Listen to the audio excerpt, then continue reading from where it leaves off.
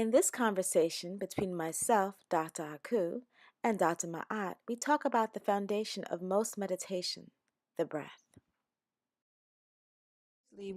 Previously, when we were talking, you mentioned the breath and how the breath, helps calm a person down. And I was just thinking about some of the reasons, why we meditate and some of the benefits of meditation. And certainly we know that, meditative practices and the using the breath have the ability to help physiologically calm the mind and the body. When we take in a breath, we are taking in oxygen. Oxygen is then oxygenating the body. And we're also stimulating the vagus nerve, which is this big nerve that travels down the side of the neck. And we are activating the parasympathetic system, right? The rest and digest system, the calm Yes, yes, as opposed to the sympathetic system, which right? is the fight, flight, and freeze system, the system Yes. that gets you ready to take care of yourself in any emergency or trauma. Right, the more activated system. And, the sympathetic system often also sort of runs on our more purposeful or intentional actions, whereas the parasympathetic, like our breathing, can happen, autonomically without us even paying attention and knowing that we're doing it.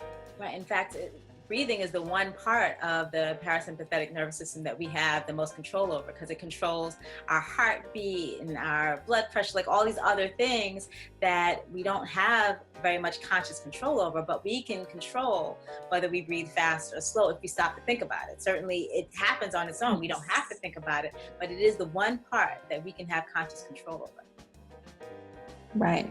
And just, simple physiological processes like taking in more oxygen, helping to increase the flow of blood in the brain, then helps you to think clearer, because the more blood that's flowing, the better then your brain functioning, the more clearly you're able to think. And also it gets the part of the brain, the prefrontal cortex, the part of the brain that does planful types of thinking and decision making. It helps that part of the brain function more clearly and calmly. Right.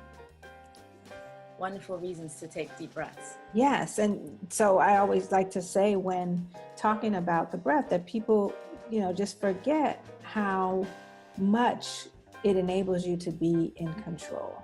And that when you're taking that deep breath, it really is influencing all the structures within your body. And a lot of times when people are upset or agitated and that sympathetic system, that flight or flight system is happening and going on, no, you're not going to be able to calm down. You're not going to be able to talk clearly. And that you really do have to give yourself the benefit and your bodies, in your mind, the benefit of physiologically slowing down, calming down, circulating the blood more efficiently, right? When we get tense and agitated and stressed, when the flight or fight response kicks in, blood stops actively flowing to certain parts of the body, or it decreases. Exactly, because it increases in other parts because our bodies are ready to take over to save our lives. Right. And the crazy thing about our brains is that it doesn't matter whether it's a real threat. As I often say when I speak on this, something like a angry bear running in the room, or a perceived threat like an exam, right? So that your brain reacts the same way.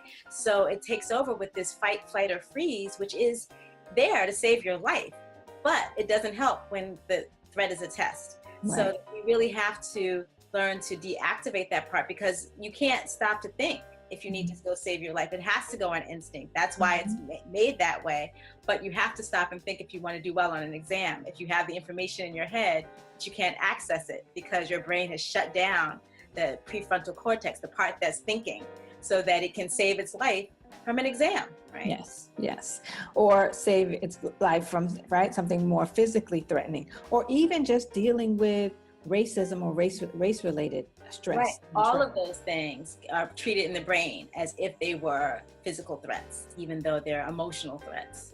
They're all treated the same. So therefore, we can't think straight when we are needing to respond to them. However, we respond best in those situations when we can think better. Right. And it's amazing how as little as 4 really good deep breaths can start to shift things so that you can think again. And it's so hard for people to realize that when they're in the moment. But the more you practice some meditation, the easier it is for you to activate that ability to breathe deeply when you really need it. Right. It comes in more automatically. Exactly. So would you mind leading us? Can you show me the practice of just the 4 deep breaths? Okay.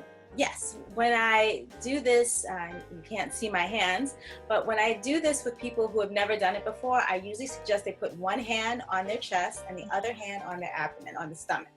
Because if you're breathing all the way deep down, completely filling your lungs, the bottom hand should move out more than the top hand.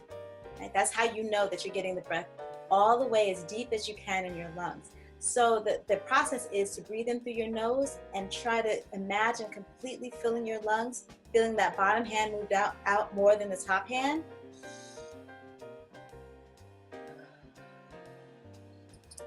And then to completely empty your lungs, imagine pulling your belly button all the way back to your spine, because it's that vacuum that helps you completely fill your lungs the next time. So now that I've explained it, let's try it 4 times.